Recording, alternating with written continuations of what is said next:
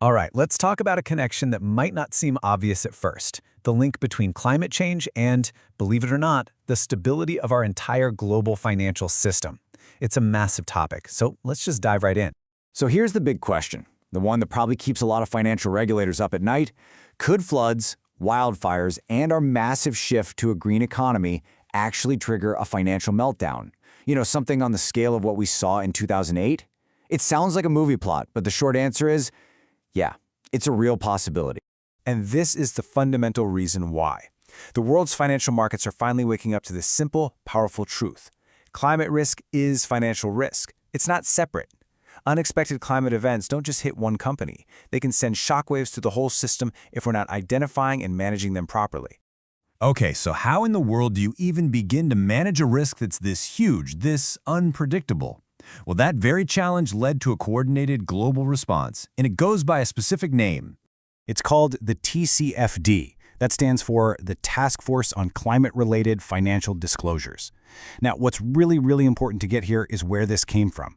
It was created by the Financial Stability Board. That's the international body that monitors the entire global financial system. And it was done at the request of the G20, the world's biggest economies. So this wasn't some small side project. This was a top-down mandate to protect the stability of the global economy. And this timeline just shows how fast it became the global standard.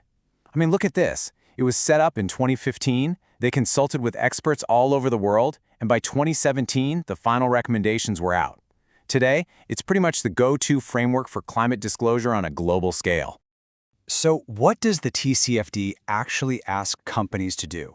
Well, the whole thing is built on four really clear, logical pillars. Think of them as the four key areas for organizing how a company reports on climate change. And this visual gives you that high-level view. You can see them right there.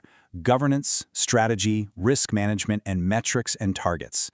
Together, they create a kind of playbook for any organization to get a handle on its climate risks and opportunities. Let's just quickly walk through each one. First up, governance. This one is all about accountability. Who's in charge? Who's driving the bus here? Does the board of directors have oversight on climate issues? Is the management team actually responsible for it? It's basically asking, is the leadership taking this seriously? Next, Pillar 2, strategy. This is where the rubber really meets the road. It asks how climate change is actually going to impact the company's business, its bottom line, and its financial planning. Have they thought about different possible futures, like a world with a high carbon tax or one with way more extreme weather events? Third is risk management. This pillar is all about the nitty-gritty processes. How does a company actually find its climate risks in the first place? How does it figure out how bad they could be? And, crucially, is that plan to manage them actually baked into their overall corporate risk strategy, or is it just sitting in a separate report somewhere? And finally, metrics and targets. This is all about the data, because you know what they say, what gets measured gets managed. This pillar requires companies to show their work. What specific numbers are they tracking, like greenhouse gas emissions, and what concrete goals have they set for the future? Now, the TCFD framework helps companies think about two totally distinct kinds of climate risk, and understanding the difference between them is absolutely crucial. So on one side, you have what are called transition risks. These are the risks that come from the big shift away from fossil fuels. We're talking new policies, new technologies, or even just consumers changing what they want to buy. Then on the other side, you have physical risks.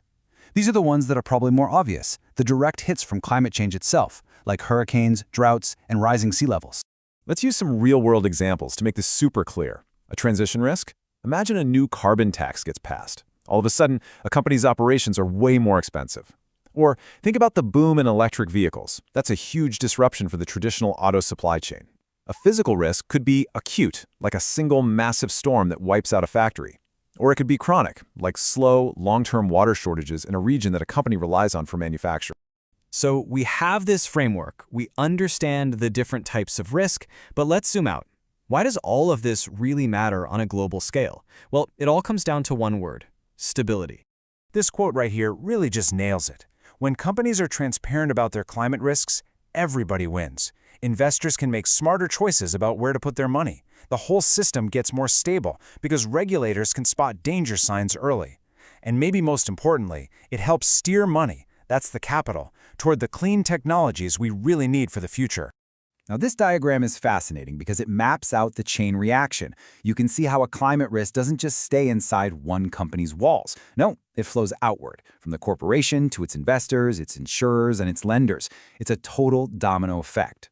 So the crucial point is this. What starts as a problem for just one company, let's say its factory floods, it propagates through the entire system. And if enough companies are unprepared for these kinds of risks, you could end up with a systemic crisis that hits everybody. Good disclosure is basically the antidote. It allows the market to make better decisions, rewarding the companies that are prepared and creating a much more resilient economy for all of us. And that really brings us to the final thought here. The TCFD gives us a clear, globally recognized roadmap for managing all these financial risks from climate change. The framework's there. The real question that's left for all of us, companies, investors, and policymakers, is whether we're using it and acting on what it tells us fast enough to steer the ship away from the iceberg.